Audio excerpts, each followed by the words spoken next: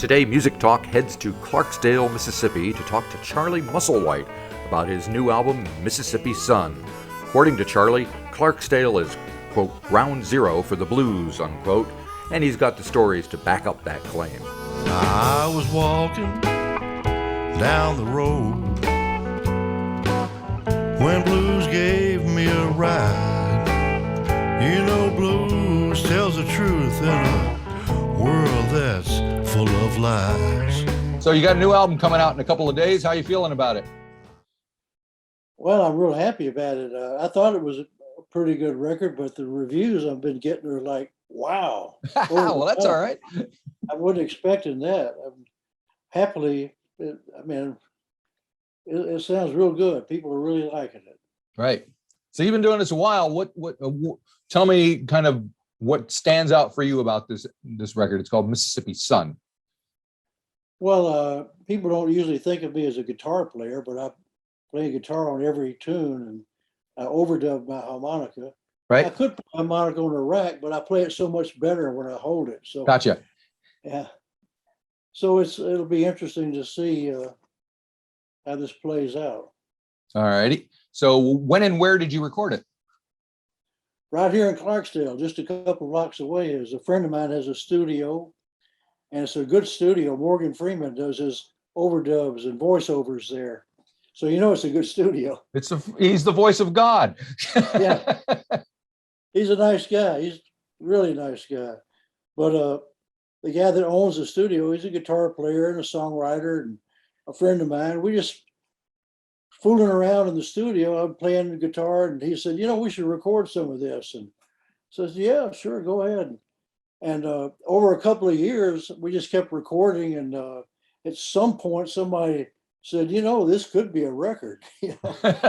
And, so it just started out kind of a lark. Right. It turned into an album. Cool.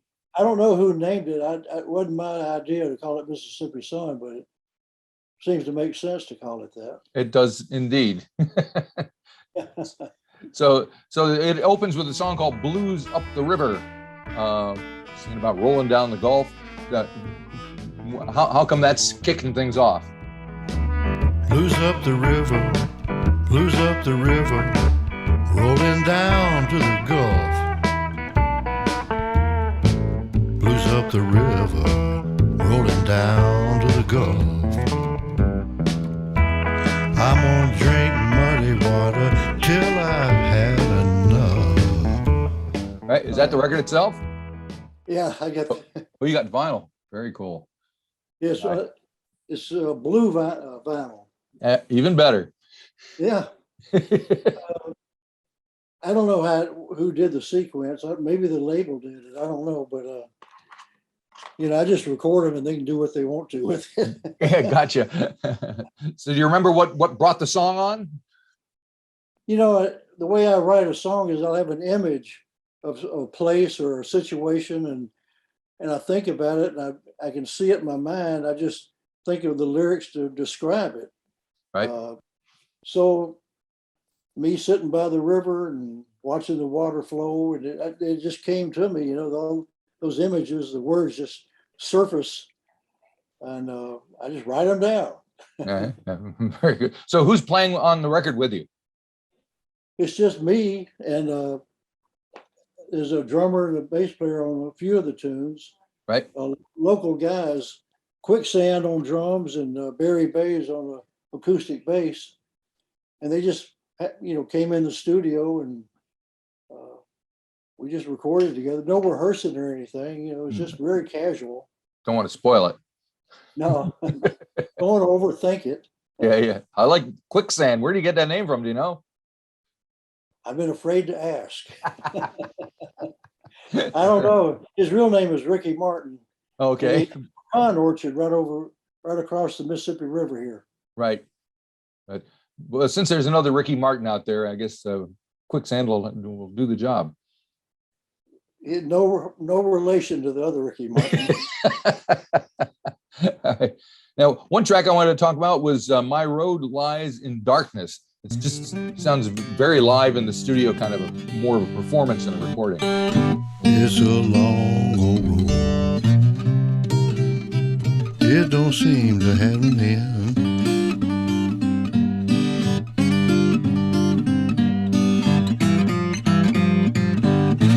It's a long road, it don't seem to have an end.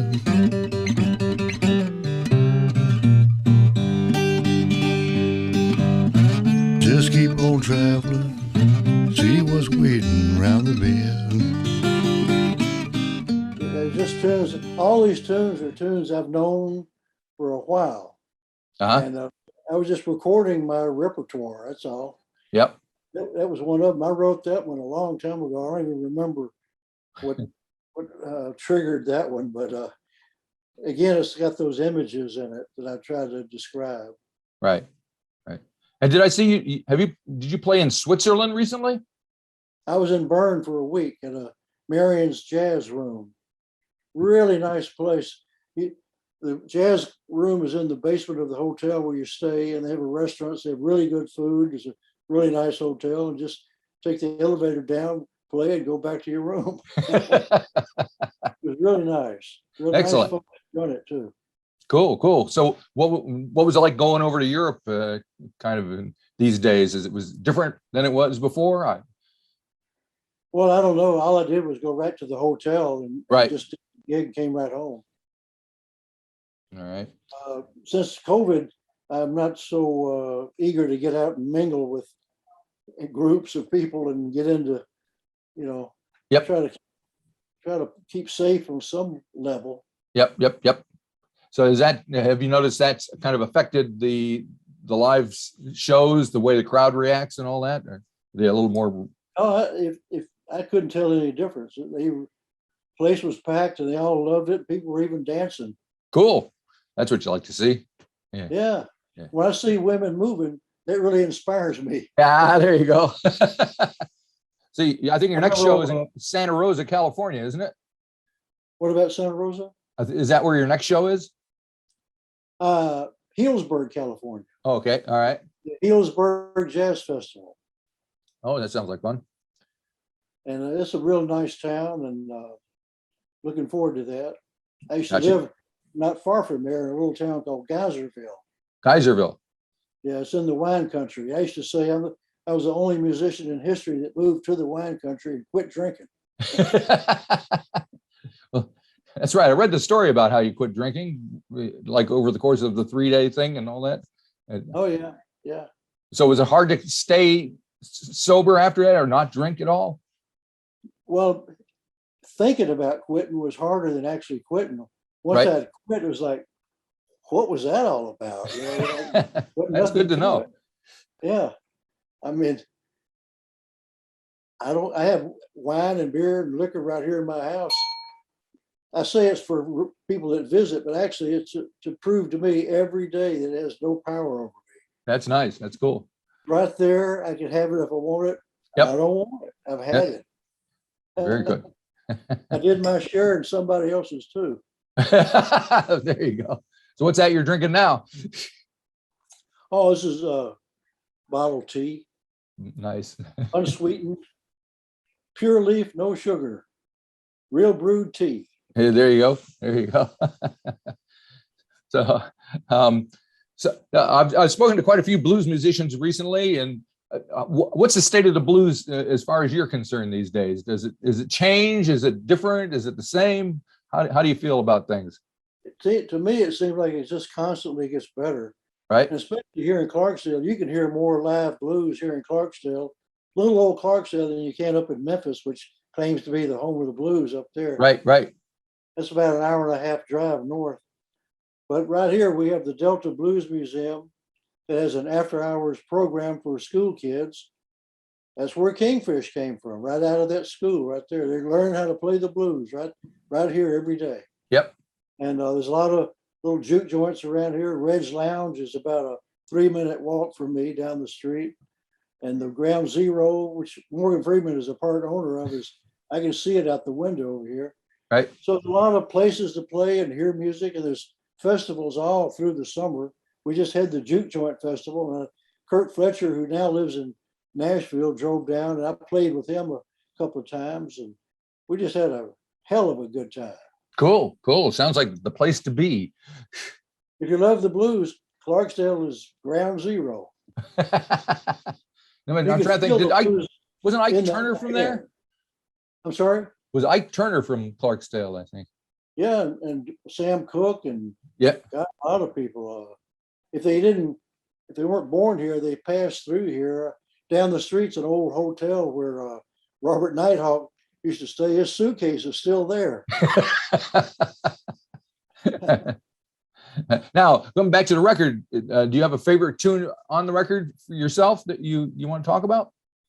Take a look at the old running list. Gosh, they all have something unique about them. A little departure was doing Rank Strangers, which is really kind of a hillbilly tune. Right. And The Dark, which is a Guy Clark tune that I turned into a blues. In the dark sometimes you can hear your heartbeat, or the heart of the one next to you.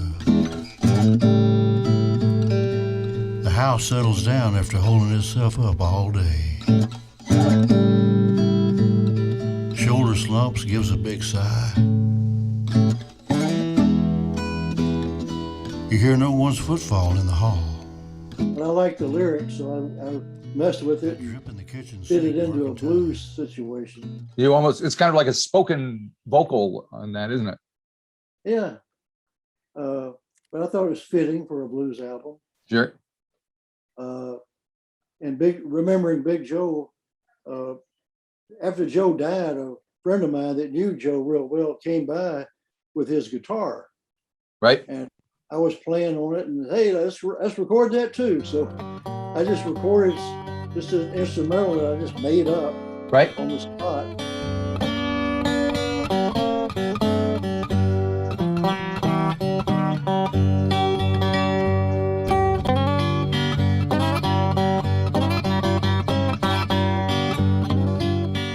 Thinking of Big Joe. And Was it Big Joe Turner you're talking about? no, Big Joe Williams. See, there you go. That's why I had to ask. I had a feeling it wasn't Big Joe Turner, but I wasn't sure. He wrote "Baby, Please Don't Go," and Right. he was right over here from Crawford, Mississippi, in the hills.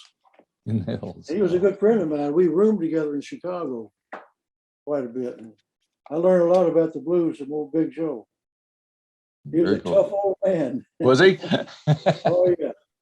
You never knew what was going to happen, especially when he got to drinking. Many times we'd be out somewhere, and I could see a certain look Joe would get in his eye. And I'm out of here. Right. I'm not staying for this. What's going to happen? The Peavine Blues. I had 3 uncles that lived here in Clarksdale. Right. They all worked for the railroad. And I remember when I was growing up in Memphis, one of them was visiting me in Memphis, and I was playing guitar, and I told him this is called the Peavine Blues. And he said, "The Peavine? Hell, I used to work on the Peavine." And he told me where it ran, where it started, from the last stop and the first stop and all the stops. I wish I'd written it down because I don't remember now what he said, but Right. I thought it was interesting that my uncle worked on the Peavine. I thought I heard that Peavine when she blows.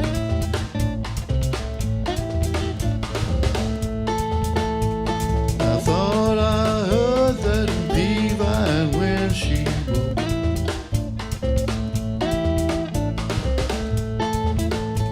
She blows just like she won't be back no more. It had so many twists and turns in it through the delta right here. Right. Very cool. So are you always writing songs? You mentioned that you have a bunch of them from the past. Are you writing even now, or what's? I'm always writing little notes to myself. I'll think of just a line, or I'll hear somebody say something. I'll think, that could be used in a song. So I've got like stacks of little pieces of paper, napkins and things.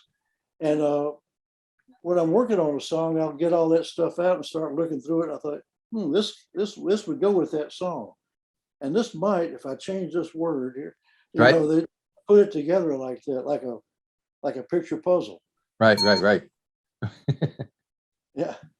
And you played with a lot of people, because that's kind of the nature, especially of a harmonica player, kind of sit in and add a little of your own taste to everything. Is there anybody you still want to collaborate with? If I could go back in time, Yeah. I'd love to see Charlie Patton in his prime. Oh, there you go. That's way back. Yeah. I need a Wayback Machine to do that. Yeah. But the line keeps moving up. Yep. So what is it about Charlie Patton that is the guy that for you? Well, he was just such a lot of, like Howlin' Wolf, that was his hero. He in fact, Wolf was kind of like the extension of this extension of Charlie Patton. And he talked about what a great man he was and how he wanted to be like Charlie Patton. And a lot of people, he was such a huge influence on people. Right. A lot of songs are still played today. I can't name them right now, but he used to play all around here.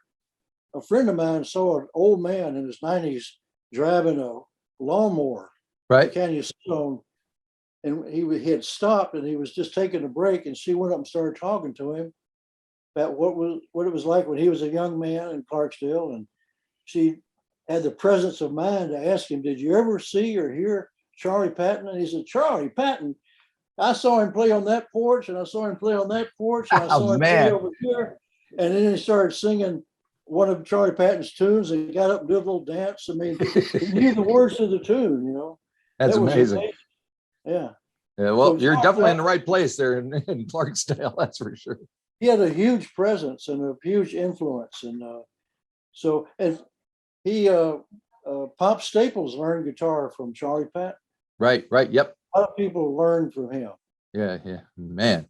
All righty. Very cool. So what are you thinking about what you're going to do next, or are you just trying to get this one out of the way? I already have an next one in the can, as they say. It's a band album. Oh, band album. But, we recorded that right when the COVID started, so it's already a couple of years old. Yeah. But it's smoking. Yep. And as soon as this one has run its course, we'll put that one out. And the band, is that Matthew, and is that Randy and those guys? Randy Bermuda's Tune Core. Yep. And Kid Anderson's on a few tunes. Right. So, yeah. And how is that? So how does the sound change when it's a band record like this than what we're hearing on Mississippi Sun? Well, this is, real more subdued, Right. Okay. At porch or something. Yeah. Where, this is all electrified, so an electric band. Cool. We usually play for places where people dance, there's a dance floor. People doing a little drinking and stuff. They do indeed. Yeah. Well, that's something to look forward to. Yeah. Excellent. Me too. All right. You're going to come back down to New Zealand anytime soon? First job I get offered, I'm taking it. I can't get there soon enough. I'd love to get there early and stay late. There you go. Leave it all. Excellent. All righty. Well, I'll let you go now. Thank you very much for talking to me. Love the record. Good luck with everything. Thank you very much. Have a great day and stay well. Thank you. Bye.